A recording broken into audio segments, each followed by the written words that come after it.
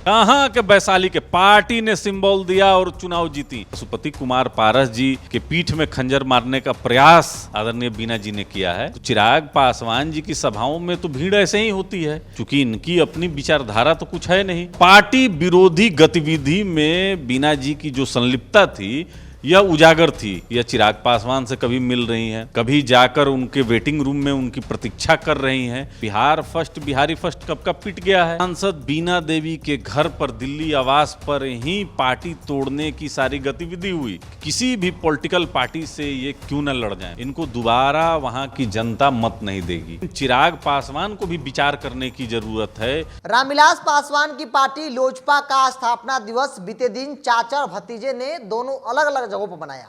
जहां पशुपति कुमार पारस ने हाजीपुर में एक बड़ा रिकॉर्ड बनाया, बड़ी संख्या में लोगों की हुजूम देखने को मिली, तो दूसरी ओर चिराग पासवान के तरफ से चाचा पशुपति कुमार पारस की पार्टी में बड़ी सेंधमारी की गई।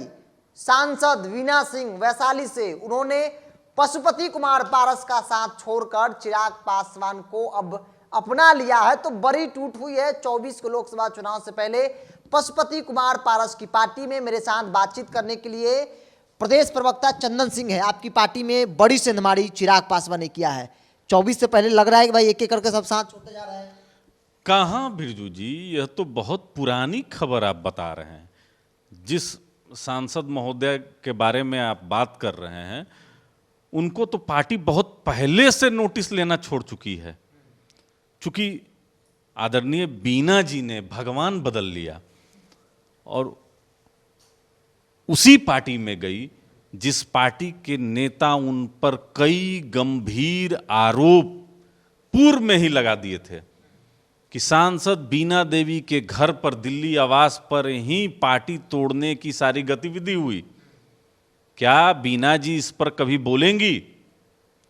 तो देखिए, वैशाली की जो जनता है वह लगातार हमारे नेता केंद्रीय मंत्री आदरणीय पशुपति कुमार पारस जी से लगातार लोक संपर्क कर रहा था, निवेदन कर रहा था कि वैशाली में आम जनता का कोई काम नहीं हो रहा है।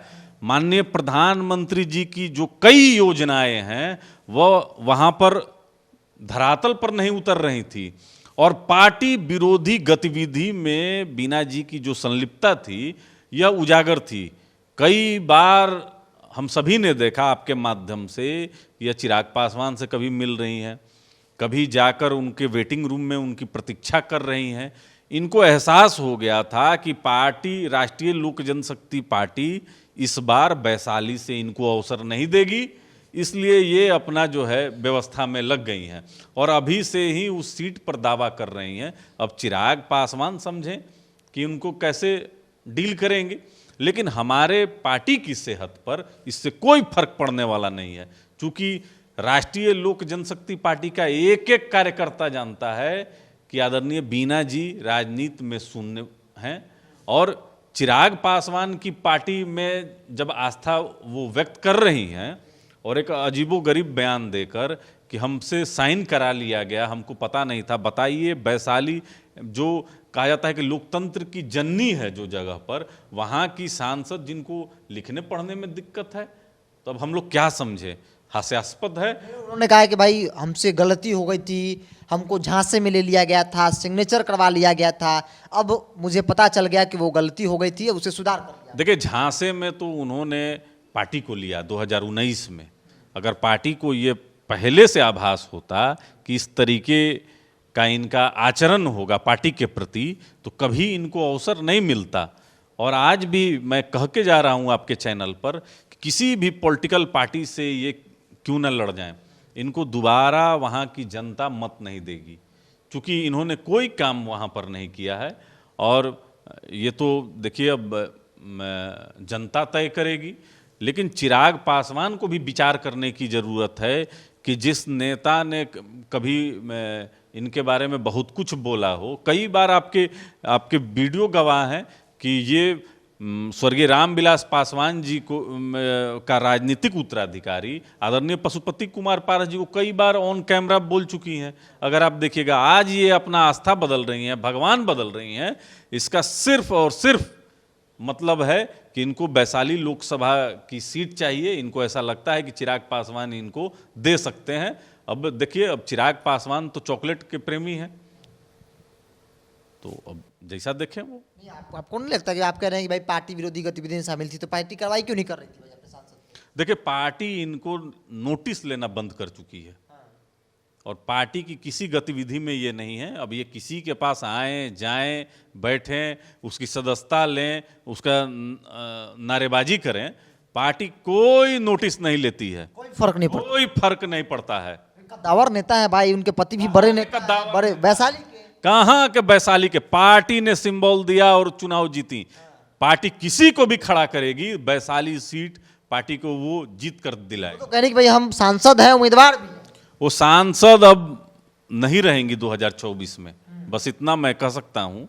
आज वह जिस तरीके से ललायित हैं चिराग पासवान के बगल में बैठने के लिए, तो आने वाला समय बताएगा। आदरणीय पशुपति कुमार पारस जी के पीठ में खंजर मारने का प्रयास आदरणीय बीना जी ने किया है। यह जनता देख रही है, वैशाली की जनता देख रही है। वैशाली से तो हमने कई सांसद बनाए हैं, ऐसा थोड़ी ही है कि पहली हैं। एक अंतिम सवाल ले लेते हैं। आज कल स्थापना दिवस मनाया गया, हाजीपुर में भीड़ दिखी, जो दावे किए गए थे, चूंकि क्षेत्र भी है रामविलास पासवान का क्षेत्र रहा है, विरासत आज की तारीख में पशुपति कुमार पारस के पास है, वो सांसद है। आगे क्या लगता है कि भाई अब मनोबल आप लोग का मजबूत हुआ होगा भाई भीड़ देखकर? देखिए, हम तो सबसे सर्वप्रथम हाजीपुर की महान जनता को नमन करेंगे कि जिस तरीके से आज अक्षयवट मैदान में एक जनसैलाब आदरणीय पशुपति कुमार पारस जी की अध्यक्षता में देखने को मिला, यह हमारे लोक जनशक्ति पार्टी के इतिहास में आज तक नहीं हुआ था, जो एक जनसैलाब था। और आप बापू सभागार की भी बात कीजिए, जहां कुर्सियां खाली रह गई चिराग पासवान की सभा में। अब हम तो कहें ना कि देखिए, भाड़े की बीण कब तक आएगी?